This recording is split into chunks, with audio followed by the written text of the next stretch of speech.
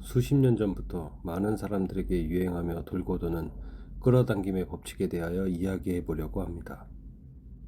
이 이야기는 아이작 뉴턴의 중력의 법칙과도 연관이 되어 있습니다. 사과가 중력에 의해 바닥에 떨어지듯이 중력이라는 것은 물체가 자기장의 역할로 인해 서로 당기는 힘이 있다는 것입니다.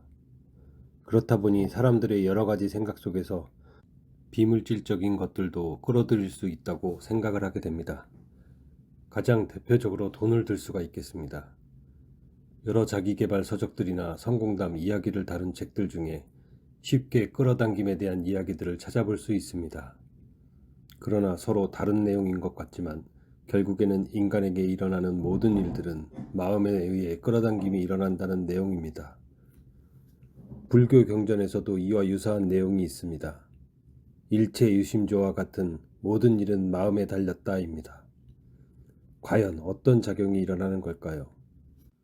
과학적인 부분은 비과학적인 제가 세밀하게 나열할 수는 없는 것이고, 대부분 인체나 물체에는 자기장이라는 것이 있다는 것은 아실 겁니다. 이 자기장은 에너지파와 비슷한 것이라고 보면 됩니다. 우리 인체는 이런 에너지들로 구성되어 있습니다. 에너지는 힘입니다.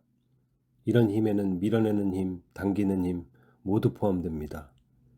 이런 에너지는 물체뿐만 아니라 인력이나 생각, 자신 앞에 펼쳐진 사건 등에도 같은 힘을 작용합니다. 이런 힘으로 사람들은 끌어당김의 법칙으로 돈을 끌어당길 수 있다고 말하는 것입니다. 각설하고 이런 끌어당김의 법칙을 활용하기 위해 많은 분들이 여러 실험적인 것들을 해보고 성공담들을 내놓고 있습니다. 그렇지만 항상 끌어당겨지지만은 않는 것이 대부분입니다. 그런 이유는 예를 들어 끌어당김의 법칙을 이용하려면 돈을 끌어당기고 싶으면 지금 나는 부자다, 얼마를 가지고 있다는 식으로 자기 암시를 하라고 가르칩니다. 여기서 첫 문제가 생깁니다. 나는 100억 원을 가지고 있다고 자기 암시를 하기 시작하면 내면의 양심 혹은 참나에서 나는 그 돈이 없는데 무슨 헛소리야? 하고 부정적인 생각이 올라옵니다. 이것이 뿌리 생각입니다. 뿌리에서부터 부정하고 있는 것을 내 것으로 만들 수는 없는 것입니다. 인간은 참나 그리고 마음, 몸으로 이루어져 있습니다. 참나에서 현재와 과거의 일들을 혼합하여 느끼고 미래를 설계하면 마음에서 구체적인 감정 에너지를 이용하여 힘을 쓰기 시작합니다. 그러고 나면 몸에서 그것을 이루기 위한 행동을 합니다. 그런데 시작점인 참나에서부터 거짓된 정보가 입력되어 부정하기 시작했는데 마음에서 이를 쉽게 받아들일 수는 없는 것입니다. 이럴 때 우리가 이런 상태라는 것을 쉽게 가늠하는 법이 있습니다.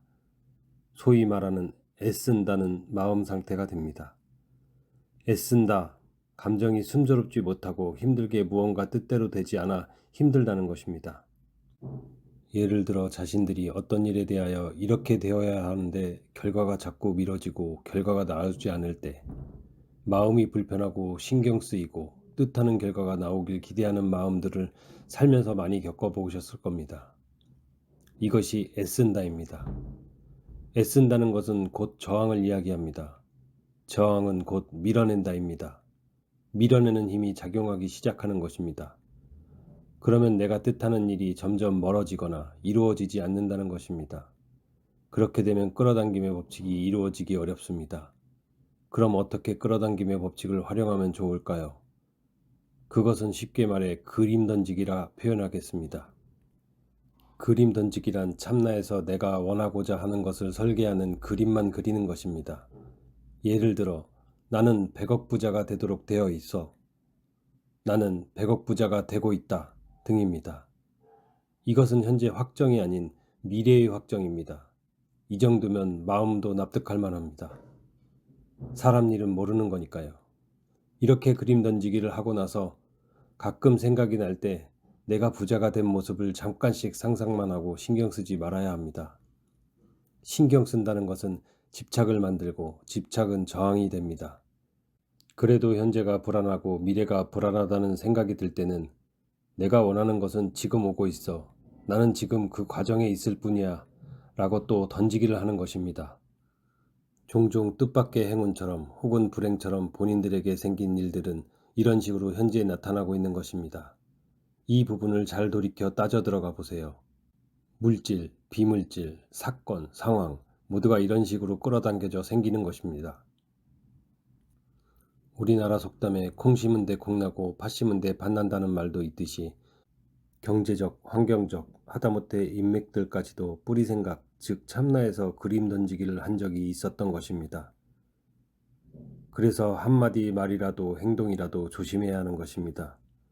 끌어당김의 법칙은 돈에만 국한되어 있는 것이 아니니까요. 이런 참나의 던지기로 인해 어려운 일들이 많이 생깁니다.